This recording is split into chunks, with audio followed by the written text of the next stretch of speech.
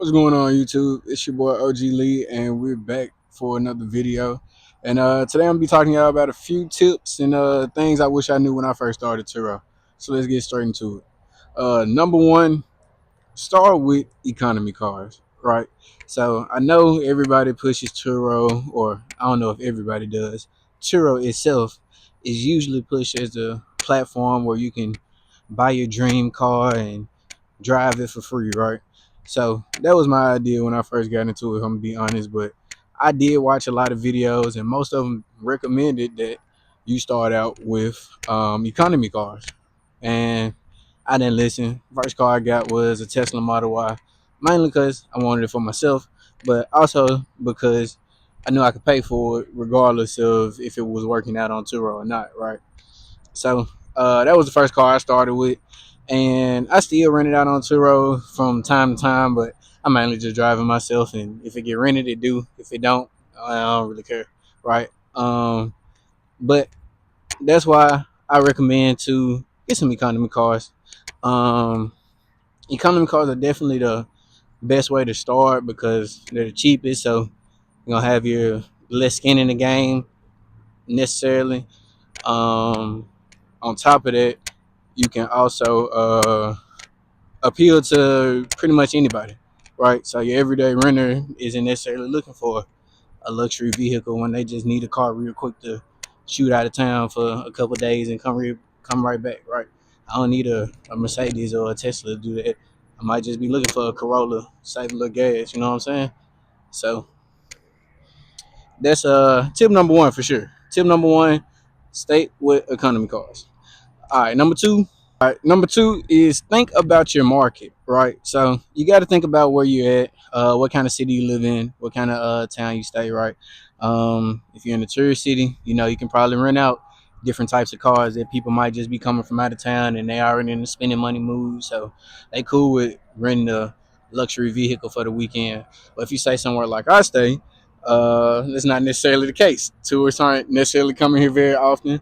On top of that, your local average Joe Blow here isn't looking for a Tesla or a Mercedes to rent to go outside. You see, I keep peeking on those two because two out of my eight cars are, you guessed it, right? But my cars that actually do exceptionally well are my Jeeps and my Corollas. Um, yeah, so that tells you a lot, right?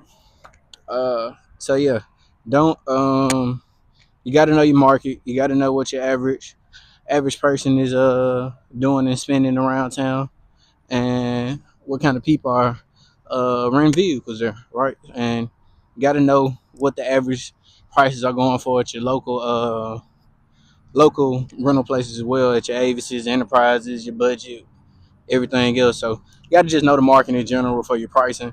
Because sure, we're going to set your dynamic pricing by itself, but on top of that, you still want to be looking at prices every day so you can just see what people are charging, make sure your car is staying booked as much as possible.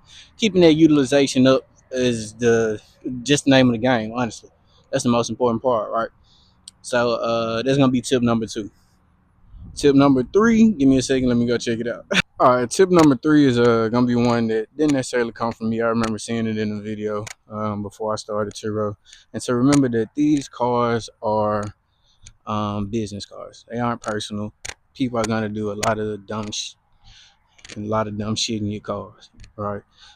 People gonna break stuff, smoke in it, kill your rims. Oh my God, you don't understand how many times I then came back from a rental and somebody just scratched my rims up. It got to the point that I just stopped being worried about thinking about fixing it because I just knew somebody else was gonna scratch it again, right? So I was actually even at that point considering switching the Tesla to the 60% plan just to for how many times the curves I was getting curb rash on my rims, bro. Like it was actually ridiculous.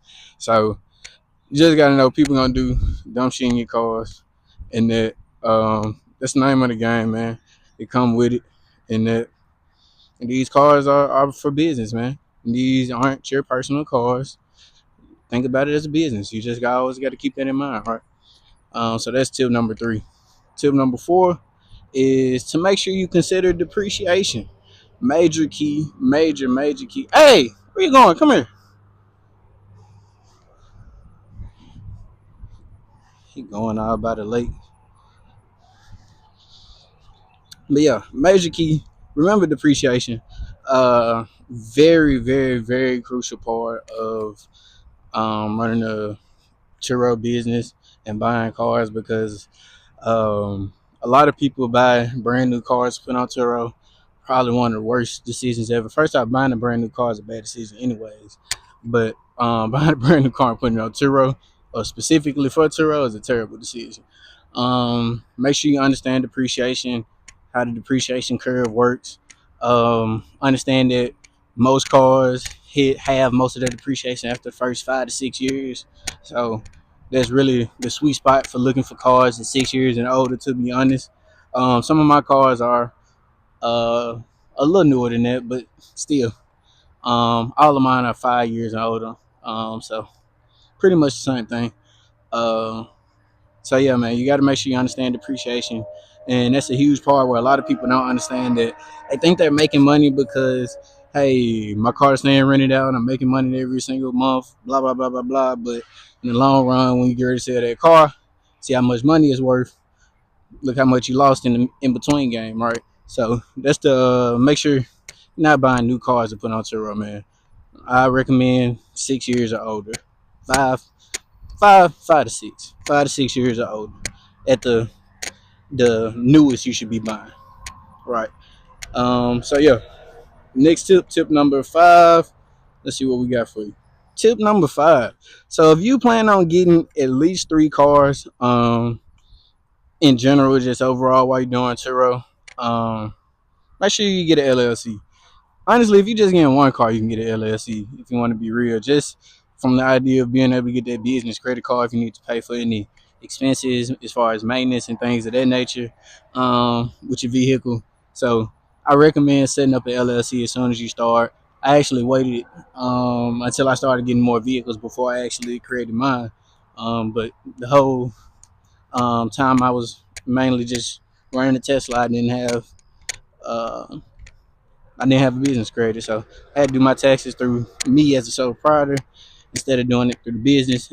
Obviously, much more write-offs and things of that nature. So you got to take advantage of that. Set up your business. Make sure you set up your business. We're gonna conclude it with that for today. Those were 5 tips that I wish I knew when I first started my business. They were very important to running a successful Turo um, empire per se. So make sure you lock in. Make sure you like, comment, subscribe. Let me know if more topics that you all love me to discuss. Any questions y'all might have, I'd love to answer them down below. Y'all can reach me. I don't know. I'll let y'all know how to reach me in the description. I'll make an email for the YouTube or something. Or y'all can comment down below and I'll reach out to you and DM me on Instagram or something. So yeah. I hope y'all enjoyed the video, man. More content coming soon. See y'all in the next one. Love.